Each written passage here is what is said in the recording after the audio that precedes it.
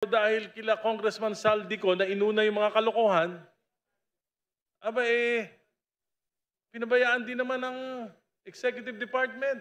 3 years, 2023, 2024, 2025, 1.47 trillion in diversion, in insertion, pinabayaan din ng Executive. Ang bayan kong Pilipinas, lupain ng ginto't bulan. Alam ko po na si Secretary Dizon ay very capable.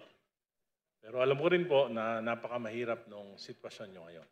Especially with the 255 billion cut sa inyong budget. I do understand where the President is coming. Galit siya, naiiyak pa nga siya. Subalit ang aking pangamba, kung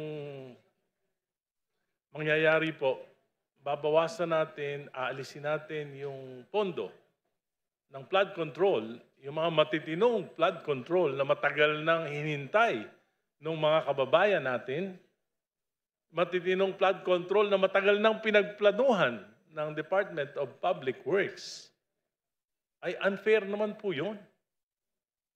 Yun po matagal na naghihintay. Pero dahil kila Congressman Saldico na inuna yung mga kalokohan, pinabayaan din naman ng Executive Department. 3 years, 2023, 2024, 2025, 1.47 trillion in diversion, in insertion, pinabayaan din ng Executive. Tapos ang maghihirap ngayon, yung mga kababayan nating babahain sa susunod na taon. At ang solusyon, itutuloy yung mga nakaraan. Yung mga nakaraan palpak, dun sa aking distrito, lahat palpak. Yung matitinong proyekto, wala. Ngayon, itutuloy yung palpak. Pagkatapos, hihinto yung matitino. I do understand where the President is coming, but there must be also some sense of reason in providing funds for these flood control projects. Alam niyo po, dami nagte-text sa akin, Kong Egay, ayusin niyo naman yung baha dito sa aming lugar. Kong Egay, ayusin niyo naman yung problema namin dito hanggang leeg, lampas nao na yung baha. Punong-puno ng basura, burak yung aming mga creeks. Ano po isasagot natin? Sabihin natin, ayaw ni Presidente yan, kaya magtiis muna tayo ng 1 taon. Muli, nabahain. Dahil galit na galit si Presidente dun sa mga kalokohan, mga kagaguhan ng mga nakaraan. Ibig sabihin, the people will suffer from the shenanigans of the previous Congress.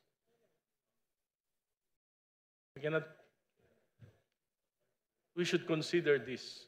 I know that the Secretary is not the policymaker, but maybe he can also admonish the President that there are some real projects that will benefit our people. Sir Secretary, Madam Chair, next year, pagbaha, walang mangyayari, gagrabe pa. Kung hindi lalo na dito sa Metro Manila.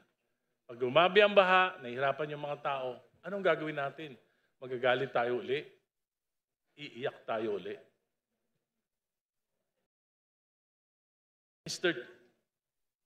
Madam Chair, Mr. Secretary, in my district, there are several Diskaya projects. I found out, nag-research po ako, sponsor nung nakaraang kinatawan ng aking distrito, 5%, 25%, 45% completed. Iniwanan na po lahat ng mga subcontractors. Nakatiwangwang, nahihirapan po yung aking mga kababayan. Ano po ang gagawin natin dito? Iniwanan na. At hindi naman natin sila maobligan, yung mga subcontractors, sapagkat wala nang lisensya na gagamitin. Pinahiram sa kanilang lisensya ng Diskaya. Marami pong problema. Kaya po kinakailangan, bago tayo magdesisyon, ay pakaisipin natin. Thank you, Madam Chair, Mr. Secretary. Madam Chair, may I? Please go ahead. Madam Chair, may I? Thank you po, Madam Chair, for the inputs of the Honorable Representative from Caloocan. Unang-una po, naiintindihan ko po yung pinanggagalingan ng ating kaibigang si Kong Egay Erice.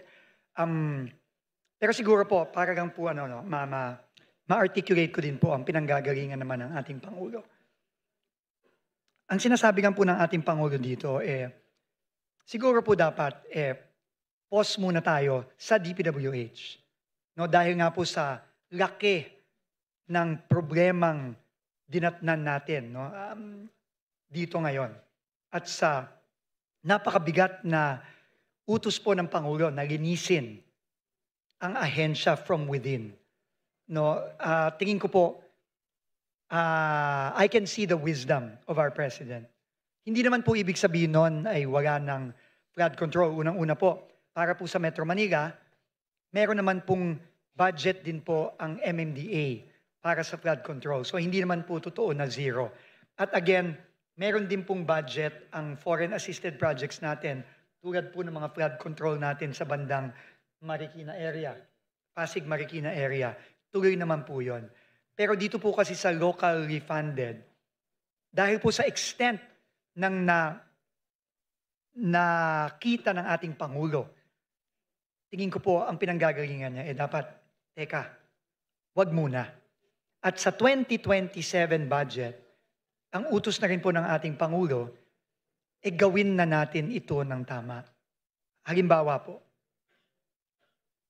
marami po sa mga in-inspeksyon mismo ng ating Pangulo ng mga flood control projects. At hindi siya magtataka kung ito din ang makikita natin sa iba pang mga flood control projects sa ubang bansa. Ni plano po, wala. Wala pong engineering. Kahapon lang po, ako po yung nasa La Union. Kasama ko po si Mayor Benji Magalong. Ang una ko pong hiningi, pwede bang patingin ng plano? Wala pong maibigay sa akin. Ang kontraktor, wala din pong maibigay sa akin ang mga taga-DPWH mismo. Sabi ko nga po, kung maliit nga na bahay po, kailangan ng plano. Paano pa yung flood control na worth hundreds of millions? So ang sabi ho ng Pangulo, kailangan ayusin na muna natin ito. At ang magiging proposal po ng ating Pangulo moving forward, lalo na po sa susunod na taon, kapag nagsimula na naman tayo ng ating budget process, dapat po manggaling na po talaga sa ibaba ang plano. Mula po sa ating local development councils, papunta sa provincial development council, papunta sa regional development councils. Hindi po yun nangyayari ngayon. Hindi po yun ang nangyayari. Nung ako po'y nasa Mindoro, sabi po ni Governor Dolor, hindi po niya alam na mayroong gagawing flood control project doon. Sabi nga ho niya, ni building permit, hindi nga daw po kumuha yung kontratista ng flood control na yon. So wala pong plano. Hindi po nakaakma sa plano ng probinsya yung flood control na yon. Siya po lumabas na lang po para pong kabuti. Yun po ang description ni Governor Dolor doon sa flood control sa Mindoro. So tingin ko po, yun po ang pinanggagalingan ng Pangulo. Reset po tayo. Yun po ang kanyang rekomendasyon. At sa 2027 budget po, gawin na po natin ang tama. Magsimula po ang pagpaplano sa local, papunta sa provincial, sa regional, at tama po natin yung obviously hindi po tamang sistema na nangyari nitong mga ilang taon na ang lumipas dito. Hindi lamang sa flood control, kundi sa iba pang mga proyekto ng DPWH.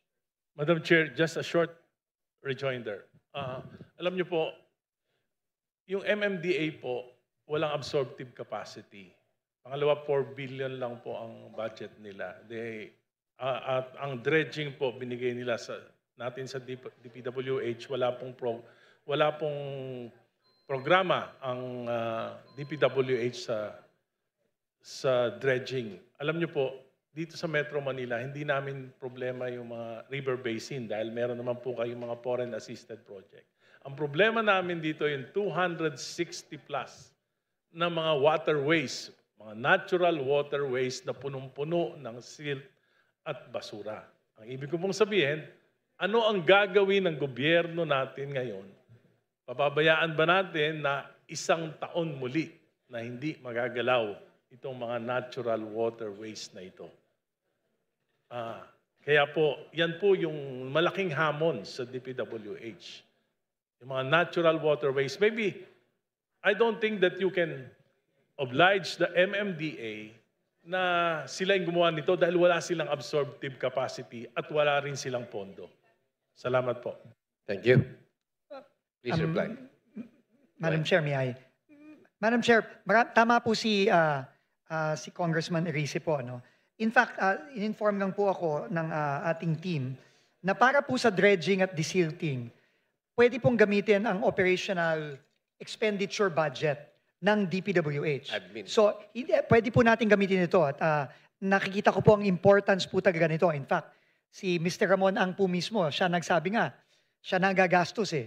No, kasi importante po ang pag-dredge, ang paglilinis ng ating mga estero, ng ating mga rivers, lagong-lalo na sa ating mga magagaking syudad tulad ng Metro Manila. So, meron po tayong pondo kung, Madam Chair, sana na lang po, wag na pong nating bawasan para magamit po natin yon in coordination with our local government counterparts para po malinis natin itong mga estero natin. Pati daw po yung mga pagdidemolish ng mga illegal structures sa ating mga estero, pwede daw pong gamitin ito para doon. We can just request from your office. Opo, pwede po. Thank you. Pwede po, Madam Chair.